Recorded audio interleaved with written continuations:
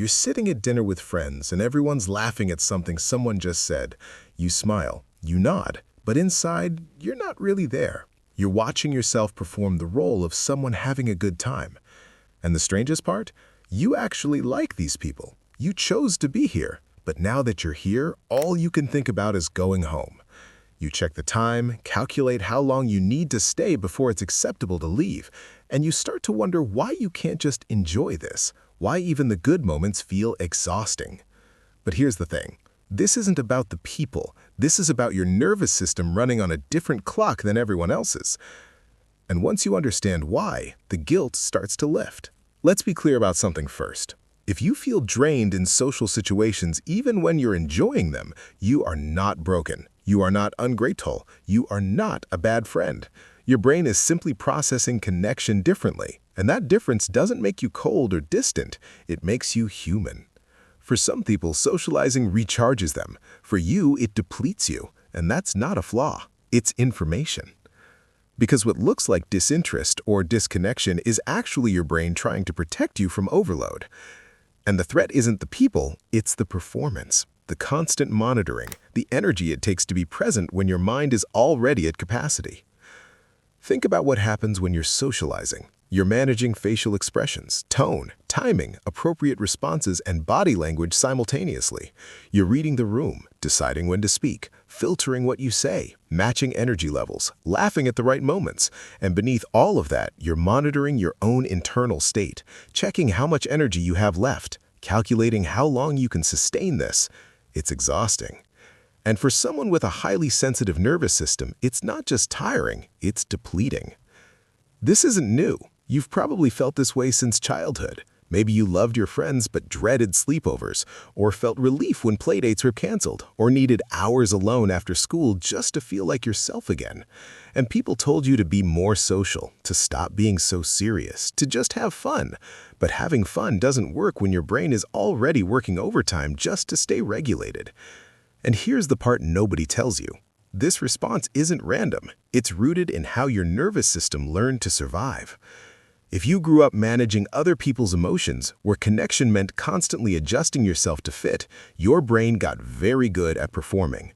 And socializing triggers that same system. You're not just being yourself, you're being the version of yourself that keeps things smooth, that doesn't burden anyone, that makes others comfortable. And that performance drains you faster than anything else. But here's where it gets interesting. This isn't just about energy, it's also about authenticity. Because when you're socializing, you're often editing yourself, filtering what you really think, softening what you really feel, performing a version of connection that looks right but doesn't feel true. And for someone who craves depth, that surface-level interaction can feel unbearable. This is why you might feel fine with one close friend but completely drained in a group. It's not the people, it's the performance, the impossibility of going deep. Because in a group, there's no room for the kind of conversation that nourishes you, no space for silence, no permission to just be without entertaining. You have to keep up, keep engaging, keep performing. And then there's the emotional mirroring. You feel what others feel. When someone's uncomfortable, you absorb it. When the energy shifts, you track it. When there's tension, you carry it. You don't just notice these things, you respond to them. You adjust yourself to smooth things over, to ease the discomfort, to keep the peace. And that hypervigilance exhausts you in ways people don't see. So, you start limiting. You decline invitations. You leave earlier than others. You need days to recover after a single night out. And people start calling you distant or unreliable. But you're not any of those things. You're just protecting your nervous system from burnout.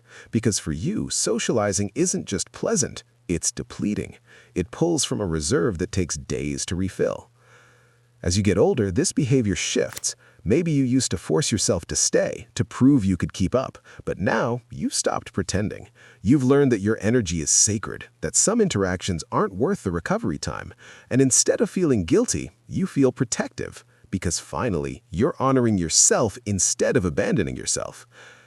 And this is the thing people don't understand. Feeling drained by socializing isn't about being introverted. This is about regulation, about how your brain processes connection, about what feels nourishing versus what feels like noise. For you, depth feels like safety. One-on-one feels like home. And group settings offer neither. They're fragmented, fast-paced, and full of cues you have to manage. So your body opts out, not because you don't care, but because it's wise. Think about it like this. Your nervous system is like a battery. For some people, socializing recharges it. For you, socializing depletes it. And that's not a flaw. It's information. Because it makes it even more complicated, you probably feel guilty. You see people who can socialize for hours without needing a break and wonder why you can't do the same. But their nervous systems aren't yours. Their tolerance for stimulation isn't yours, and pretending otherwise just makes you feel more broken. But you're not broken. You're wired for depth over breadth. And once you accept that, the guilt starts to fade. Because you stop trying to be someone you're not. You stop forcing yourself into interactions that drain you. You stop apologizing for needing what you need. This behavior isn't about avoidance, it's about preservation. It's your brain saying, I can't give this much and still have anything left for myself. And instead of shaming that, you can honor it. You can recognize that your sensitivity isn't a flaw, it's a feature. It means you connect deeply, you feel fully, you process the world at a level that requires solitude to sustain. And maybe that's why socializing exhausts you. Not because you're antisocial, but because you're wired for meaning, for presence, for truth. And surface-level connection doesn't feed you, it just drains you. So, if you spent your life feeling guilty for leaving early, for needing recovery time, for choosing solitude over socializing, you can let that guilt go. Because your brain isn't failing you, it's protecting you. It's telling you what it needs, and listening to that isn't selfishness. It's wisdom.